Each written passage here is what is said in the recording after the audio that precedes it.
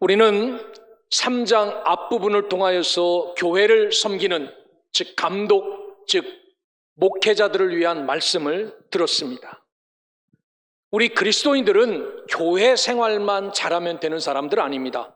세상에서도 빛과 소금의 역할을 잘 감당하는 그러한 사람이 되어야 합니다. 그래서 사도 바울은 교회를 섬기는 자들의 자격을 논하면서 15가지 덕목을 우리에게 말합니다. 즉 교회를 이끌고 교회의 본이 되는 지도자들은 이런 것들은 해서 안 되고 이런 것들은 반드시 해야 된다라는 그러한 덕목을 우리에게 말씀하고 있습니다. 그러기에 우리 모두는 나를 세우신 삶의 자리에서 이 안에 들어와서만 그럴듯하게 사는 자들이 아니라 밖에 나가서도 정말 빛처럼, 정말 소금처럼 맛과 멋을 내며 살아가는 소명의 성도들 되시기를 주의 이름으로 축원합니다. 오늘 말씀은 이제 집사의 자격을 말씀하는 말입니다. 여기서 말하는 집사란 뭘까? 성경에 보면 디아코노스라고 성경의 원어 헬라어를 이렇게 써놨어요. 이 디아코노스라는 말은 명령을 수행하는 자라는 것을 포괄적으로 이야기합니다. 그래서 종이나 수행자나 심지어 대사도 이 디아코노스라고 이야기해요. 다른 나라에 가서 자기 마음대로 뜻대로 하는 게 아니라 본국의 명을 받아 행하는 자다라는 그런 말입니다. 그러기에 넓은 의미로 오늘 집사의 자격이라고 하니까 집사인 나에게 이야기하는 것이냐? 아닙니다. 이 교회를 섬기기 위해서 받은 직분자들을 총칭하여 이야기하는 말입니다. 그러기에 오늘 이 자리에 앉아있는 모든 분, 목사를 필두로 하여 모든 성도가 들어야 될 말씀이 이 말씀임을 기억하고 오늘 이 말씀을 잘 들으셔서 내가 세우신 삶의 자리에서 정말 하나님 뜻 앞에 합당한 믿음의 백성으로 살아가시기를 주의 이름으로 축원합니다. 오늘 본문에 보면 시작을 이렇게 합니다. 이와 같이 집사들도라고 말씀합니다.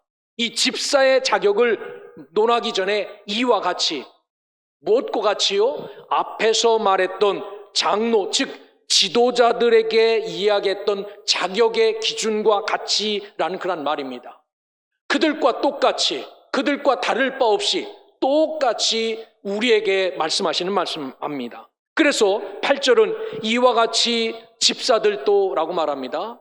여기 나오는 집사라는 이야기는 다 남자들을 이야기하는 거예요. 여자들은 여자라고 표현해 놨습니다.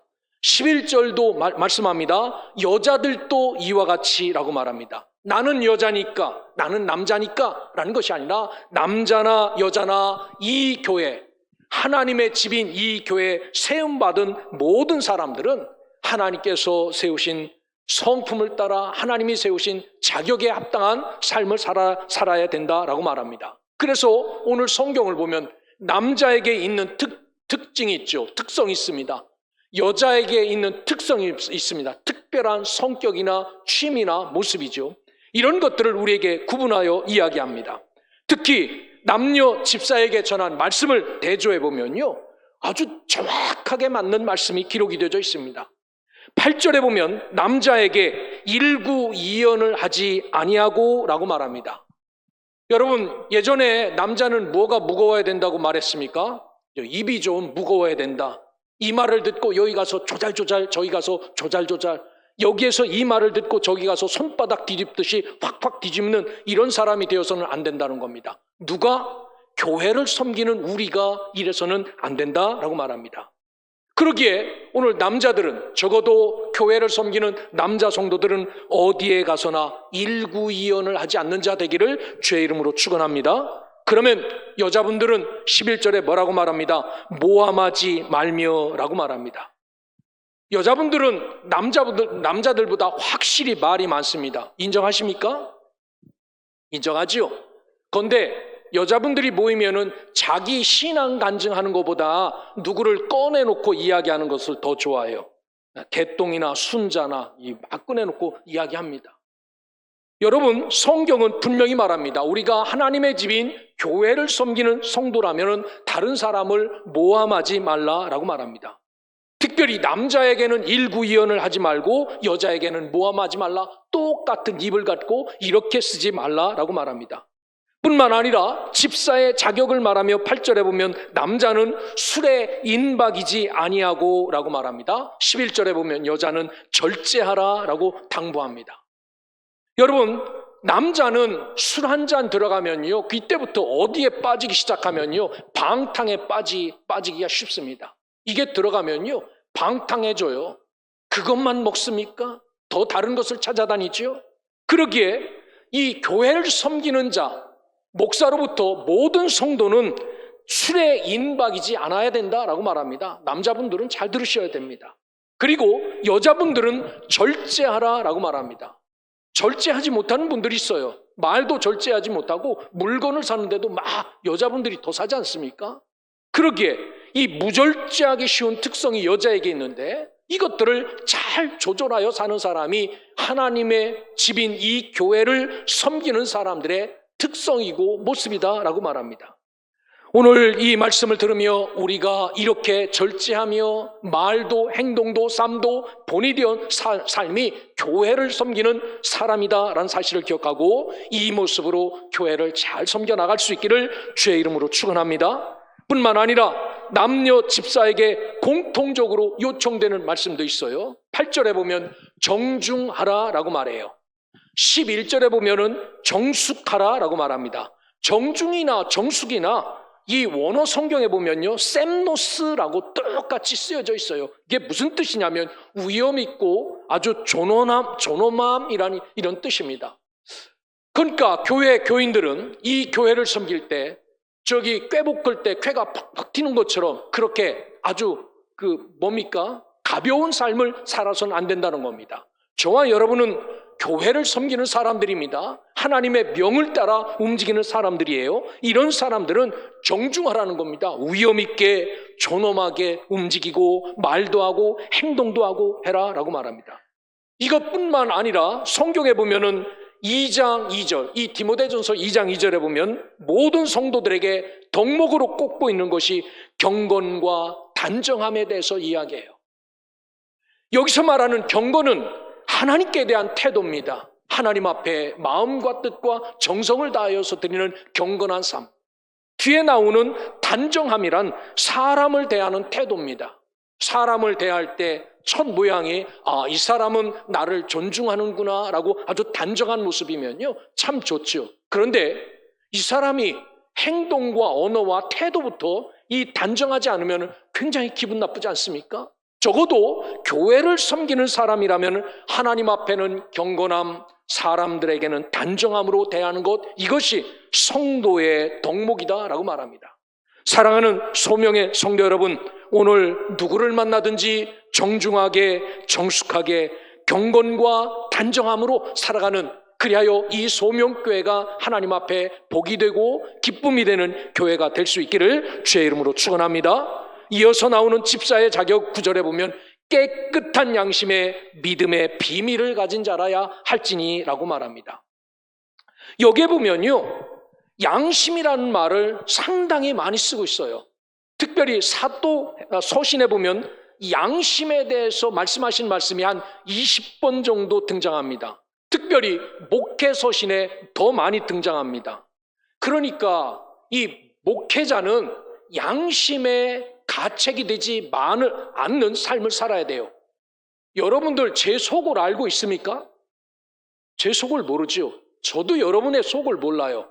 그런데 내 속에 누구는 알고 있습니까? 양심은 알고 있어요.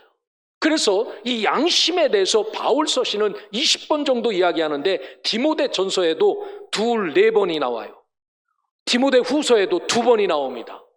여기 양심이란 시네이데시스라는 헬라어입니다. 우리 속에 있는 지각, 의식, 양심, 우리 외에 또 다른 진짜 나를 이야기하죠. 우리 마음이 분명한 것은 성령이 계신 전입니다. 우리 속에 성령이 계신 전이에요. 그런데 이 성령이 충만하면 성령이 전이지만 우리 마음이 성령의 은혜가 뚝뚝뚝뚝 떨어지면 우리 마음이 죄의 집이기도 합니다. 이 속에 죄가 가득 차고 성령 대신에 이 죄에 이끌려 사는 삶을 살아가죠. 그러므로 깨끗한 양심, 여기에 믿음의 비밀을 가진 자라야 자격이 있는 자다라고 말합니다. 사랑하는 소명의 성도 여러분, 오늘 우리가 한 교회를 잘 섬기기 위해서는 우리 마음에 양심이 가책이 없는 깨끗한 자야 되고, 그 안에 복음의 비밀, 진짜 믿음의 복음이 충만해야 이 사람은 교회를 섬길 수 있는, 하나님의 교회를 섬길 수 있는 자격이 있다라고 말합니다. 따라서 이 디모데전서 1장 19절에 보면 거짓 선생들에 대해서 이야기한 말씀을 우리가 들었어요. 거짓 선생들은 어떤 사람들입니까? 겉은 목사입니다. 겉은 장로고 권사고 집사예요. 주일 되면 양복 입고 넥타이 매고 성경책 끼고 거룩하게 걸음도 말도 집사님 이러면서 나와요. 그런데 속은 다 썩은 거짓 선생들, 이 사람들은 양심을 버렸고 라고 말합니다. 속에서 끊임없이 해주는 소리가 있잖아요. 너 목사 그러면 안 된다. 너 목사 그렇게 살면 안 된다. 너 그렇게 움직이면 안 된다. 이 해주는 소리가 있잖아요. 이것을 버린 사람이 거짓 선생들이다라고 말해요. 장로인 내가 이런 거 해도 되나? 에이, 한 번만 딱 하자. 여러분, 양심을 버린 자가 되지 않기를 주의 이름으로 축원합니다. 이 사람들은 믿음에 파산한 자라라고 이렇게 말합니다. 왜? 겉은 멀쩡하지만, 겉은 그럴듯하지만 속이 썩어 있기에 믿음에 관하여 파선한 자, 즉 스스로 속이는 자들이다라고 말합니다.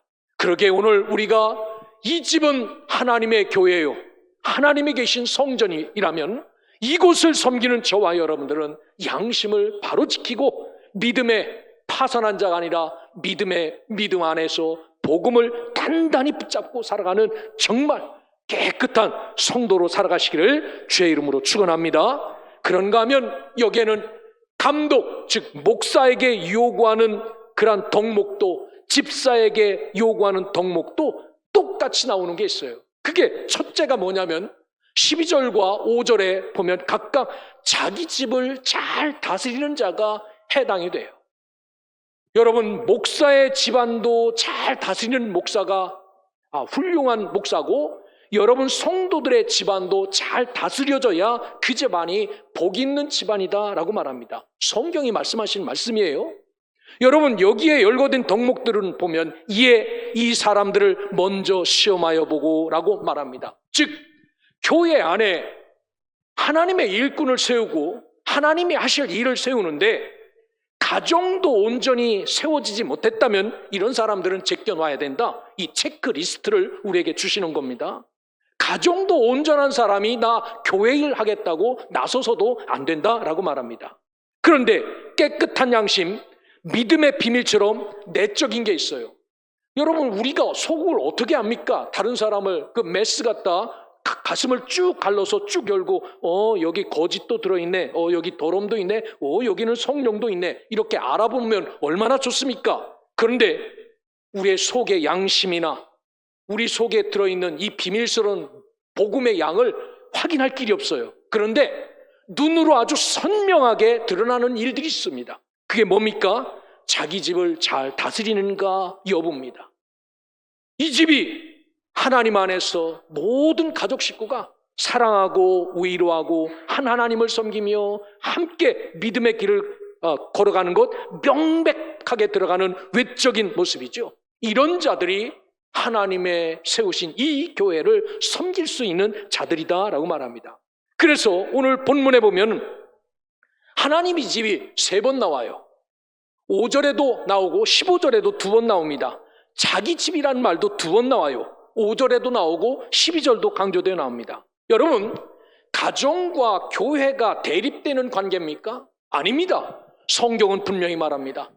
가정이 온전하고 잘 돼야 이런 가정이 여기에 옮겨와서 교회도 잘 되고 올바로 세워진다는 겁니다. 가정은 쭈그러드는데 교회가 잘 된다? 여러분, 그건 잘못된 거예요. 가정이 건강하고 올바로 세워져야 여러분 이 교회가 건강한 교회, 기쁨이 넘치는 교회가 될 수 있다라는 사실을 기억하고, 오늘 저와 여러분들은 성경이 말씀하는 것처럼 우리의 가정을 잘 다스리고 치리하고 복음 안에서 한 가족으로 잘 세워질 수 있는 복된 가정들이 되시기를 주의 이름으로 축원합니다. 이런 자들이 교회를 섬겨야 된다라고 말합니다.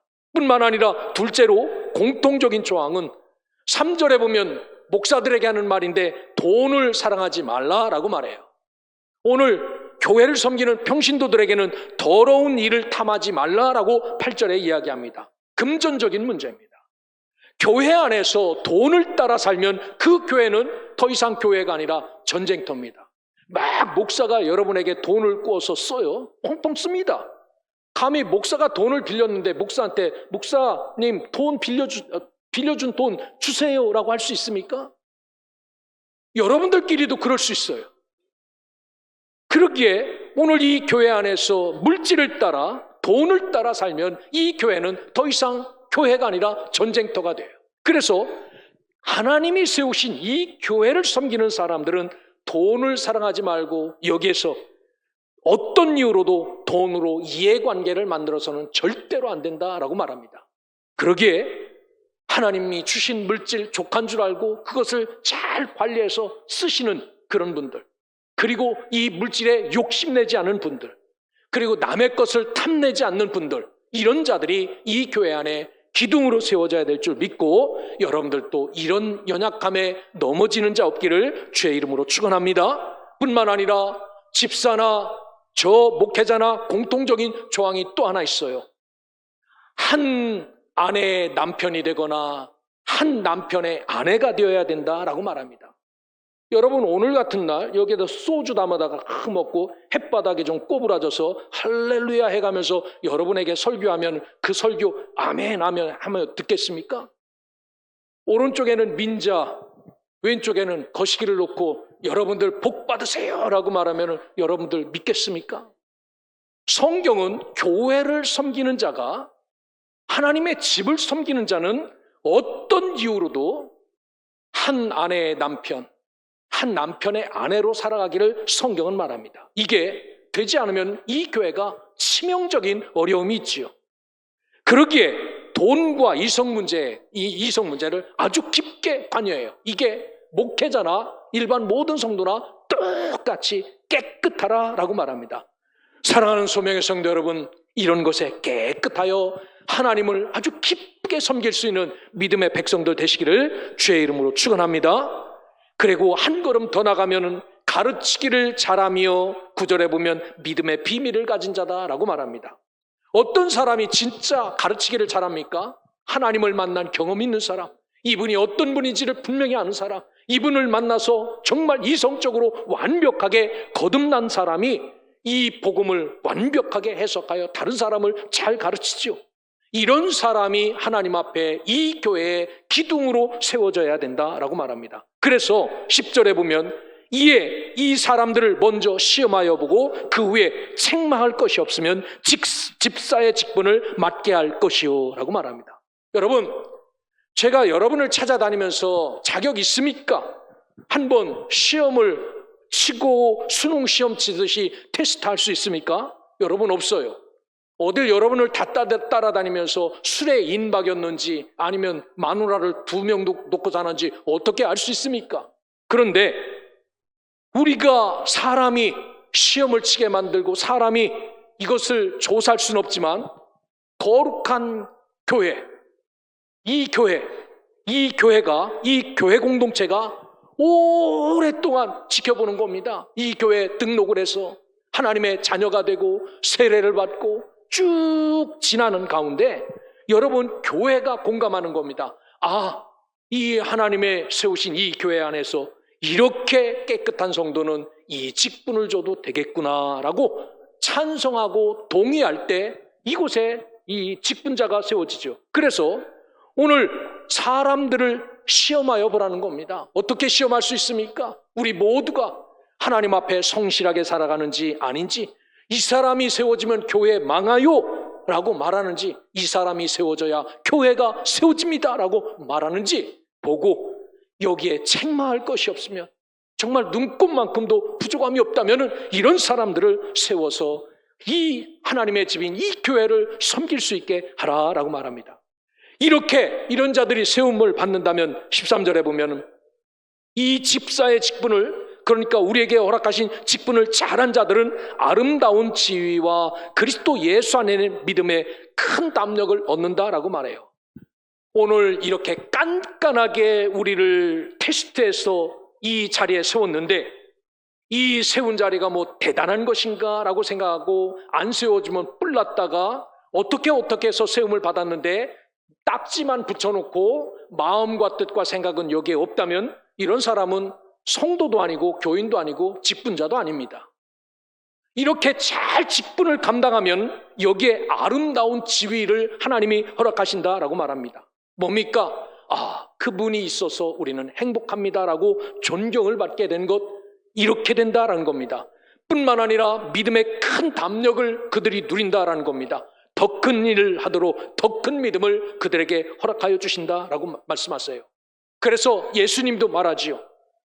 달란트 비유를 통해서 마태복음 25장 19절에 보면 무릇 있는 자는 받아 풍족하게 되고 열심을 내고 헌신하고 충성하는 사람은 모든 교회 성도들이 올소해서 더 큰 일을 그에게 맡기지만, 없는 자는, 믿음도 없고 아무것도 없는 자는 그 있는 것까지 뺏겨서 밖에 내쫓긴다라고 말씀하지 않습니까? 그러기에 오늘 저와 여러분들은 우리 교회가 하나님이 세우신 교회라면, 이 직분을 받은 자들이 이 교회 안에 있다면 하나님께서 세우신 삶의 자리에 어울리게 충성하고 헌신하고 우리의 연약하고 부족한 것을 하나하나 떼어내 하나님이 기뻐하시고 성도들이 기뻐할 만큼 아름다운 일꾼, 귀한 복된 일꾼의 삶의 모습으로 교회를 섬길 수 있는 믿음의 백성, 하나님의 자녀들 되시기를 주의 이름으로 축원합니다.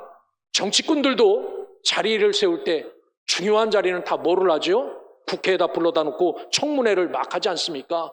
더러워서 잘리는 사람도 있고 합격해서 자리에 가는 사람도 있고, 세상도 이런 기준으로 보는데 우리가 이 기준을 낮춰서 아무나 세워야 되지라는 그런 마음이 없이 꼭 모두가 동의해서 이런 믿음을 가진 자들이 이 교회를 섬겨서 우리 교회가 하나님 앞에 본이 되는 교회, 하나님 앞에 영광이 되는 교회가 되기를 주의 이름으로 축원합니다. 오늘 14절부터 16절에 보면 이 진리의 기둥과 터라는 말씀을 잘 명심하고 들을 수 있기를 바랍니다. 사도 바울이 내가 내게 속히 가기를 원한다라고 말합니다. 그런데 뭐 지금도 어디를 가는데 여름이라 막 이 사람 저 사람들 가니까 기차표 사기도 힘들고 비행기표 사기도 힘들어요. 지금도 내 마음대로 갈 수 없습니다. 비싼 돈을 주면 갈 수 있어요. 그런데 일반적인 돈을 주면 갈 수 없어요.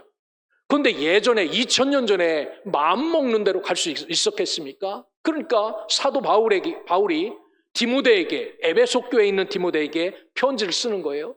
내가 혹시 빨리 가려고 하지만 거기에 갈 수 없다면 내가 내 대신 목회를 하라라고 해서 목회 서신을 보낸 겁니다. 거기에 분명히 이야기하는 게 있어요. 15절에 보십시오. 이 집은 살아계신 하나님의 교회다라고 말해요.